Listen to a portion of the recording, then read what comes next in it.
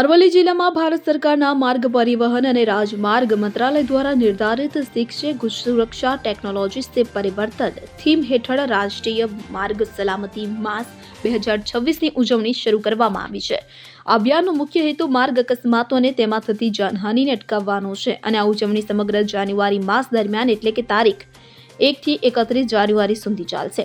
આ સમયગાળા દરમિયાન જિલ્લાભરમાં ટ્રાફિક નિયમો અંગે નાગરિકોમાં જાગૃતિ ફેલાવવા માટે વ્યાપક પ્રયાસો હાથ ધરવામાં આવશે. તો આ રોડ સેફટી અભિયાનના માર્ગરૂપે મોડાસા આરટીઓ કચેરીથી રોડ સેફટી જાગૃતિ રેલીનું આયોજન કરવામાં આવ્યું હતું.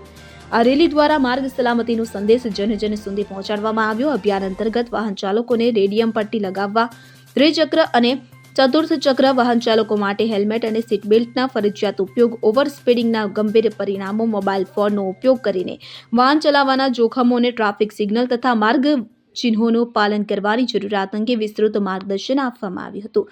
માર્ગ સલામતી જાગૃતિના હેતુ સાથે આયોજિત બાઇક રેલીમાં યુવાનો, ટ્રાફિક પોલીસ કર્મચારીઓ અને વિવિધ સંસ્થાના પ્રતિનિધિઓ જોડાયા હતા. રેલી દરમિયાન હેલ્મેટ પહેરો, જીવન બચાવો, ઝડપ નહીં, સલામતી મહત્વપૂર્ણ અને ટ્રાફિક નિયમોનું પાલન કરો જેવા સંદેશાઓ સાથે લોકોને સલામત વાહન ચલાવવાનો સંકલ્પ કરવામાં આવ્યો હતો. Bureau report CN24 news. હવે જુઓ દેશ દુનિયાની તમામ ખબરો તમારી આંગળીના ટેરવે.